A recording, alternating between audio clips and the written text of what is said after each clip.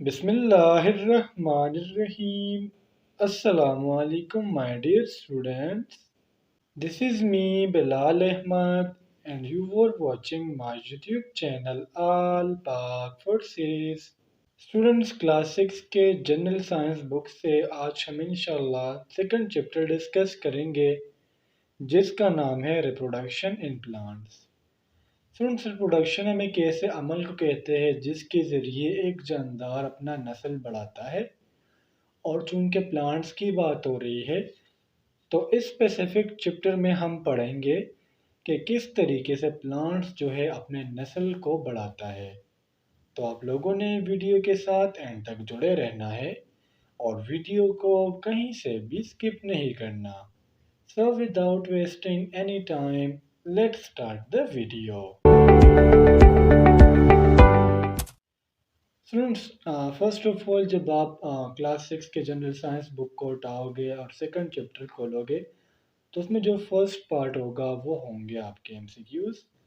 First of all MCQs को solve करेंगे, then your short questions, और अगली वीडियो में इंशाल्लाह फिर हम लॉन्ग क्वेश्चन को डिस्कस करेंगे। सो फर्स्ट एमसीक्यूज है pollination is the transfer of. Pollination किस चीज़ का ट्रांसफ़र है? So the correct option is option C, mean pollen grains. Basically students ये pollination का क्या है, definition है।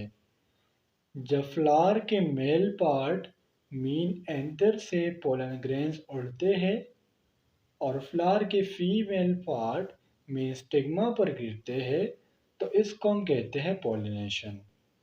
अब स्टूडेंट्स के जहन में ये क्वेश्चन आ रहा होगा कि सर पोलन ग्रेन्स क्या है? पोलन ग्रेन्स हमारे पास ऐसे सेल्स होते हैं जो इतनी एबिलिटी रखते हैं कि एक के साथ फ्यूज हो जाए और एक होल ऑर्गेनिज्म को बनाए। एक्सक्यूज नंबर 2 है हमारा zygote is formed as a result of. Zygote किस चीज़ के नतीजे में बनता है? So the correct option is option C, mean fertilisation. तो ज़ायगोट हमारे पास एक ऐसा डिप्लॉयड सेल होता है जब टू हैप्लॉयड सेल्स आपस में फ्यूज हो जाए तो इस फ्यूजन को हम नाम देते हैं फर्टिलाइजेशन का। और इस फ्यूजन के नतीजे में जो हमारे पास मास आता है, हमारे पास जो सेल्स आते हैं, उनको हम नाम देते हैं ज़ायगोट का। अब सुन ज़ायगोट क्या है? ज़ायगोट हमारे पास एक ऐसे सेल्स है जो बाद में इनमें मज़ीद डिवीजन होंगी और ये हमारे पास एक एम्ब्रियो को बनाएंगी। अब आप कहेंगे कि सर फर्टिलाइजेशन किस चीज़ की होती है? फर्टिलाइजेशन होती है मेल और फीमेल गीमीट्स की। जिस तरह फ्लावर में मेल है पोलन ग्रेन्स और फीमेल गीमीट्स की हम बात करें तो वो है एग। क्यूज नंबर 3 है हमारा ज़ायगोट डिवेलप्स इनटू। सुन इस तरह मैंने आपको एमसीक्यूज नंबर 2 में बताया कि ज़ायगोट में हमारे पास फर्दर डिवीजन होंगी और ये बनाएगा एम्ब्रियो को, यानी option A is the correct here. अब आपके जहन में ये क्वेश्चन आ रहा होगा कि एम्ब्रियो क्या है? एम्ब्रियो स्टूडेंट्स हमारे पास सेल्स का हलियों का एक ऐसा ग्रोह है जो बाद में एक पूरे प्लांट को बनाएगा या एक पूरे बेबी को बनाएगा। तो एम्ब्रियो हमारे पास हलियों का एक ऐसा झुंड है, हलियों का एक ऐसा ग्रोह है जो बाद में एक पूरे प्लांट को बनाएंगे। इंग्लिश में आप डेफिनेशन कुछ यूँ करोगे, embryo are the group of cell that will become a baby or we can say a plant. Excuse number 4 है हमारा asexual reproduction in which stem of a plant is buried in soil near the parent plant is. Students इस MCQs का simply मतलब ये है कि वो कौन सा asexual reproduction है जिसमें जो पौधे का स्टेम होता है वो ज़मीन के अंदर अपने पेरेंट यानी बाप वाला जो ओरिजिनल पौधा होता है उसके करीब दफन हुआ होता है। So the correct option is option A, mean layering. समझिए बेसिकली हमारे पास लेयरिंग की डेफिनेशन है।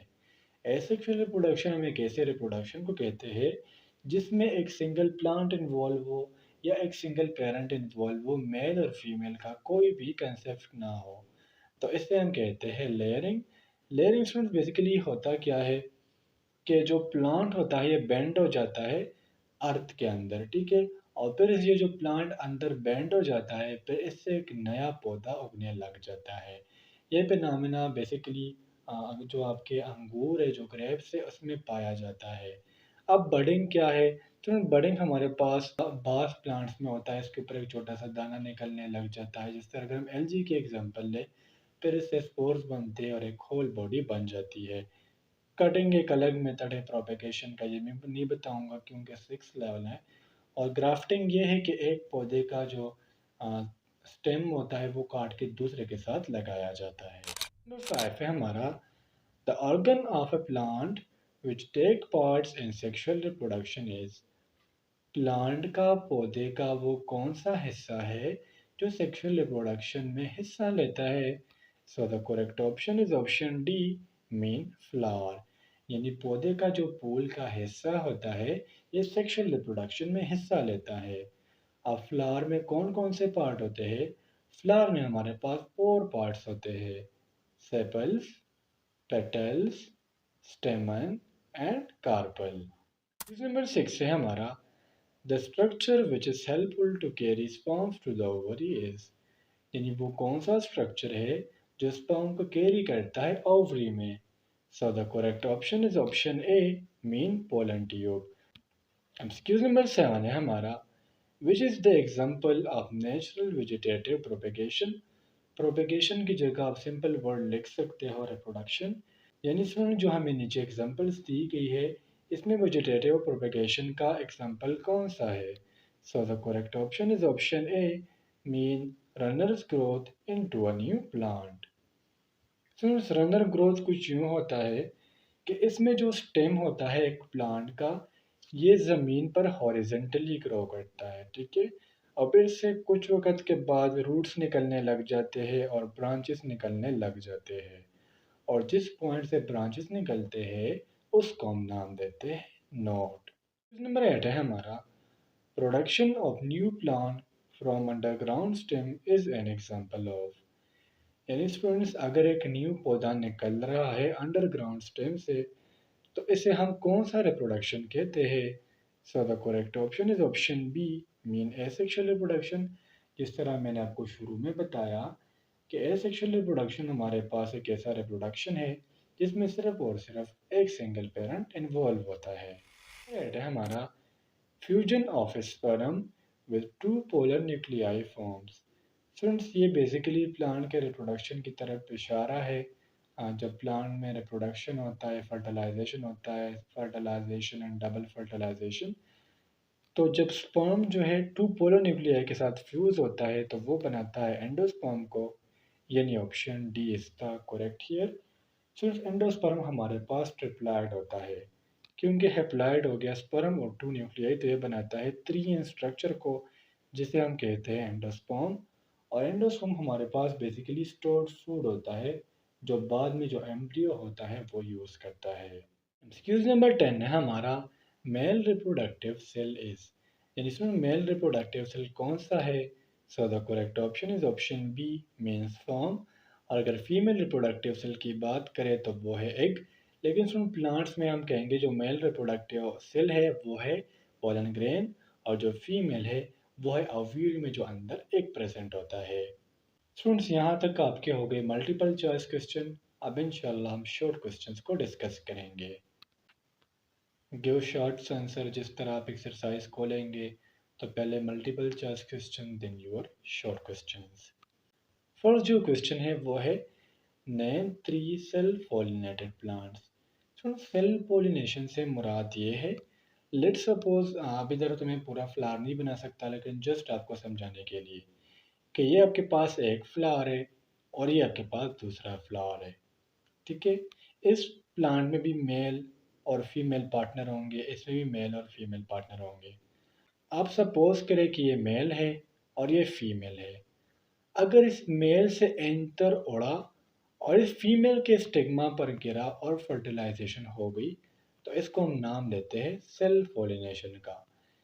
जबकि अगर ये जो मेल पार्ट है, अगर इससे पोलन ग्रेन उड़ा और इस प्लांट के फीमेल पार्ट पर स्टिग्मा पर गिरा और इसने पॉलिनेशन की, इसने फर्टिलाइजेशन की, तो फिर इसको हम नाम देते हैं क्रॉस फर्टिलाइजेशन का। तो इसका जो आंसर होगा वो ये होगा, self pollinated plants are as follows. इसमें जो सेल्फ पोलिनेटेड प्लांट्स हैं जो अपनी पोलिनेशन खुद करते हैं वो ये है, ब्रोकोलाई, कैबेज एंड कैरेट। तो सुनिए, जो तीन पौधे आपको दिए गए हैं, ब्रोकोलाई, कैबेज एंड कैरेट, ये हमारे पास सेल्फ पॉलिनेटेड है, मतलब ये अपने जो पॉलिनेशन है वो खुद करते हैं। क्वेश्चन नंबर 2 है हमारा, नेम 3 क्रॉस पॉलिनेटेड प्लांट्स। जिन्हें उन तीन प्लांट्स के नाम लेके जो क्रॉस पॉलिनेशन करते हैं। क्रॉस पॉलिनेशन में आप लोगों को समझा चुका हूँ कि अगर एक प्लांट से एंथर दूसरे प्लांट के स्टिग्मा पर गिरते हैं और फर्टिलाइजेशन करते हैं, तो इसको हम नाम लेते हैं क्रॉस फर्टिलाइजेशन या क्रॉस पॉलिनेशन का। इसका आंसर होगा, cross pollinated plants are is follows. जो क्रॉस पोलिनेटेड प्लांट्स है वो ये है, एप्पल, पेयर और स्ट्रॉबेरी। एप्पल मीन सेब, पेयर मीन नाशपाती एंड स्ट्रॉबेरीज मीन, जो स्ट्रॉबेरी होती है, मुझे नहीं पता इसको उर्दू में क्या कहते हैं। इसके अलावा स्टूडेंट्स आप गुआवा का भी नाम दे सकते हो, पोमेग्रेनेट, इसके अलावा मैंगो, ये सब जो है क्रॉस पोलिनेटिंग है। क्वेश्चन नंबर 3 है हमारा, name the underground stems that undergo natural vegetative propagation. उन अंडरग्राउंड स्टेम्स के नाम बताए जो नेचुरल वेजिटेटिव प्रोपगेशन करते हैं। सो इसका आंसर होगा, ऑनियन, टुलिप एंड डेफोडिल। तो टैलिप और डेफोडिल ये हमारे पास फूल है, और जो ऑनियन है ये हम कहते हैं प्याज को। तो ये जो तीन नाम है, onion, tulip and daffodils, have bulbs and underground stem.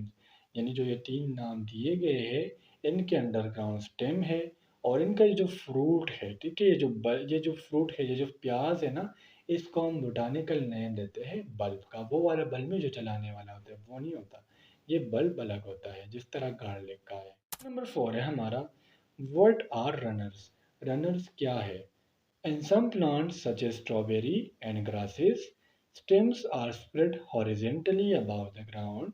यानी अगर हम कुछ प्लांट्स की बात करें जिस तरह स्ट्रॉबेरी की और ग्रासेस की, इनके जो तन्ने होते हैं वो ज़मीन पर हॉरिजेंटली चलते हैं। हॉरिजेंटली हम ऐसे कहते हैं और वर्टिकल ऐसे को कहते हैं।